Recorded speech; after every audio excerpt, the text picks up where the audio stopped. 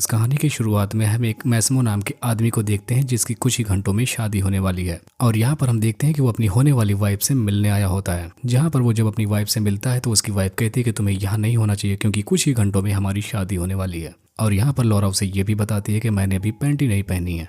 और थोड़ी ही बात करते करते ये दोनों एक दूसरे के साथ जमकर रोमांस करने लगते हैं। लेकिन तभी हम यहाँ पर देखते हैं कि लॉरा की एक फ्रेंड आ जाती है जिसका नाम ओल्का होता है। और ओल्का यहाँ पर इन दोनों को ऐसे देख कर वो मैस्मो को यहाँ से जाने के लिए कहने लगती है क्योंकि उसे नहीं पसंद था कि शादी से पहले ये सब हो। तो हम देखते हैं कि मैस्मो अब यहाँ से जाने लगता है। अब इसके बाद हमें दिखाया जाता है कि मैस्मो और लॉरा एक दूसरे के साथ शादी कर लेते हैं। अब हम देखते हैं कि मैस्मो लॉरा को अपने साथ एक रूम के अंदर लेकर जाता है और यहाँ पर ये दोनों जमकर रोमांस करते हैं। अब हम देखते हैं कि लॉरा मैस्मो के घर पर होती है और यहाँ पर वो एक आदमी से मिलती है जिसका नाम नार्जो होता है। यहाँ पर नार्जो लॉरा को बताता है कि वो मैस्मो का नया गार्डन है और यहाँ पर वो लॉरा को काफी ज्यादा अट्रैक्ट भी लगता है। तो यहाँ पर ये दोनों थोड़ी बातें करते हैं। अब यहाँ पर हम देखते हैं कि एक दिन फिर से ये लोग एक पार्टी में होते हैं जहाँ पर मैस्मो लॉरा को बहुत ज्यादा इग्नोर कर रहा होता है और ऐसा देखकर लॉरा को काफी ज्यादा बुरा भी लगता है। लेकिन तभी लॉरा देखती है कि मैस्मो किसी और लड़की के साथ कहीं जा रहा है। अब यहाँ पर लॉरा को लगता है कि मैस्मो का उस लड़की के साथ कोई रिलेशन चल रहा है, इसलिए वो उन दोनों का पीछा करने लगती है। और यहाँ पर जब जाने के बाद लॉरा उन्हें देखती है तो वो देखकर हैरान हो जाती है क्योंकि वहाँ पर वो देखती है कि मैस्मो उस लड़की के साथ एकदम भरपूर एंजॉय कर रहा होता है। और ऐसा देखकर लॉरा को बहुत बड़ा झटका लगता है और वो रोते हुए घर वापस आने लगती है। और जब वो घर पर आती है तो वहाँ पर उसे उसका गार्डनर राजू मिलता है और वो उस गार्डनर से कहती है कि तुम मुझे यहाँ से कहीं बहुत दूर लेकर चलो।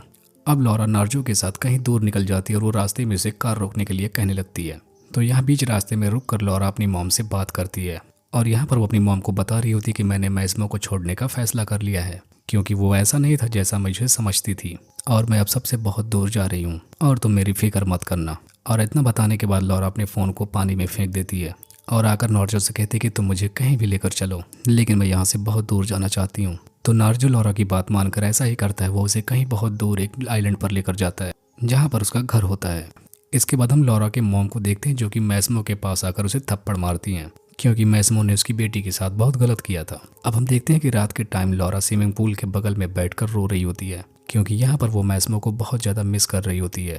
तो नार्जो यहाँ पर उसके पास आता है और उसे समझाने की कोशिश करता है और यहाँ पर वो अपनी बातों से उसे काफ़ी ज़्यादा इम्प्रेस भी कर लेता है जिसकी वजह से लॉरा उससे काफ़ी ज़्यादा अट्रैक्ट हो जाती है। और यहाँ पर लॉरा उसके कंधे पर अपना सर रखकर सो जाती है।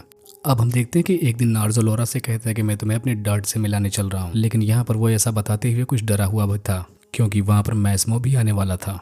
इसके बाद हम देखते हैं कि लॉरा नार्जो से कहती है कि तुम मुझसे जरूर कुछ छुपा रहे हो और तुम्हें सच सच बताना होगा। तब यहाँ पर नार्जो लॉरा से बताता है कि मेरे डैड कोई आम आदमी नहीं है बल्कि एक डॉन है और वो मैस्मो के दुश्मन भी हैं। और यहाँ पर वो बताता है कि मैंने तुम्हें अपने डैड के कहने पर ही यहाँ पर लेकर आया था। लेकिन यहाँ पर जैसे ये बात लॉरा सुनती है तो उसका दिल ही टूट जाता है और यहाँ पर उसे काफ़ी ज़्यादा गुस्सा भी आता है क्योंकि उसे फिर से नार्जो ने धोखा दिया था। अब इसके बाद हम देखते हैं कि नार्जो लॉरा को अपने कार से अपने डैड के पास लेकर जा रहा होता है। अब वहाँ पर इन दोनों के पहुँचने के बाद वहाँ पर कुछ गार्ड्स आते हैं जो कि लॉरा को अपने साथ ले जाने के लिए कहने लगते हैं और यहाँ पर नार्जो उसे उनके साथ जाने भी देता है क्योंकि उसको लगता है कि वो बॉडीगार्ड उसके डैड के लिए ही काम करते हैं। अब इसके बाद हम नार्जो के डैड को देखते हैं और वहाँ पर मैस्मो भी आया होता है। और अब हम थोड़ी देर बाद देखते हैं कि वहाँ पर नार्जो भी आ जाता है। तभी उसका डैड मैस्मो से कहता है कि तुम्हारी वाइफ हमारे कब्जे में है और वो कहता है कि वो बिल्कुल सेफ है क्योंकि वो मेरे भरोसेमंद बॉडीगार्ड के साथ में है। लेकिन तभी यहाँ पर नार्जो कहता है कि उसे तो कुछ बॉडीगार्ड लेकर गए और मैंने उसे जाने भी दिया, मुझे लगा कि आपके ही बॉडीगार्ड हैं। और इससे हम जान पाते हैं कि लॉरा को अब किसी और ने किडनैप कर लिया था।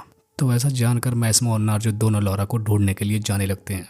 अब यहाँ पर हम लॉरा को देखते हैं जो कि मैस्मो के भाई के साथ होती है जिसका नाम एड्रियन होता है। और यहाँ पर एड्रियानो बिल्कुल मैस्मो की तरह दिखता था और हमने फिल्म के स्टार्ट में देखा था कि लॉरा को पता चला था कि मैस्मो किसी और लड़की के साथ में सो रहा था, लेकिन एक्चुअल में वो मैस्मो नहीं होता, वो उसका भाई ही था। लेकिन लॉरा इसके बारे में पता नहीं लगा पाती और वो मैस्मो को बहुत गलत समझ लेती है। और हम देखते हैं कि थोड़ी देर में यहाँ पर मैस्मो और नार्जो भी पहुँच जाते हैं। तभी यहाँ पर मैस्मो का भाई बताता है कि लॉरा पहले प्रेग्नेंट थी और उसका एक्सीडेंट हो गया जिसकी वजह से उसका बच्चा मर गया और उसका एक्सीडेंट एड्रियानो ने ही करवाया था। और यहाँ पर वो मैस्मो को ये सारी बातें इसलिए बताता है ताकि वो चाहता था कि मेरा भाई गुस्सा हो जाए। लेकिन इसी दौरान लॉरा मैस्मो की तरफ भागने लगती है, लेकिन ऐसा करने से पहले पीछे खड़ी एना उस पर गोली चला देती है और इसके बदले में नार्जो एना पर गोली चला देता है। और इसी दौरान मैस्मो अपने भाई को भी गोली मार देता है और यहाँ पर एड्रिनो की भी डेथ हो जाती है। अब इसके बाद हम देखते हैं कि नार्जो मैस्मो पर गोली चलाने वाला होता है, लेकिन यहाँ पर लॉरा को देखकर वो रुक जाता है और वो यहाँ से चुपचाप जाने लगता है। अब यहाँ पर हम देखते हैं कि मैस्मो लॉरा को अपने पास लेकर रोने लगता है क्योंकि लॉरा मर चुकी होती है।